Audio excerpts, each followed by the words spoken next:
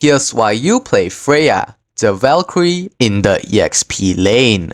First off, Freya has exceptional sustained damage, making her a force to be reckoned with in prolonged battles. She possesses excellent crowd control with her ability to pull, slow, and knock enemies airborne. Her skills grant amazing survivability through shields and mobility, making her versatile in both offensive and defensive plays. However, Freya has limited range, which makes her vulnerable to kite and poke. Freya's passive ability, Power of God knows what is that, grants her bonus attack speed for her next 2 basic attacks after casting a skill. This effect can stack up to 6 times. Each basic attack also generates a stack of Sacred Orb, which Freya can consume to cast her second skill multiple times. This passive boosts her damage output significantly in sustained fights. Freya's first skill, Leap of Faith, allows her to jump to her target location, dealing damage to enemies hit and pulling them toward her. This skill provides great mobility and can be used for engaging fights, repositioning, or escaping dangerous situations. Freya's second skill, Spirit Combo, strikes in a target direction, granting her a shield while dealing damage and slowing enemies. This skill can be cast multiple times within a short duration if she has enough Sacred Orb stacks. On the third cast, Freya leaps into the air and slams down, knocking enemies airborne. This skill is a primary source of damage and crowd control. Freya's ultimate, Valkyrie Descent, transforms her into a Valkyrie state, granting her a shield, bonus physical attack, and ranged basic attacks that deal splash damage. She also gains 6 stacks of Sacred Orb upon activation, allowing her to unleash her full combo. Use this skill wisely to dominate in team fights and sustain long engagements. A typical skill combo for Freya is to start with her ultimate to enter the Valkyrie state and enhance her abilities. Use her first skill to initiate, then follow up with her second skill repeatedly, ending with empowered basic attacks to maximize her damage output.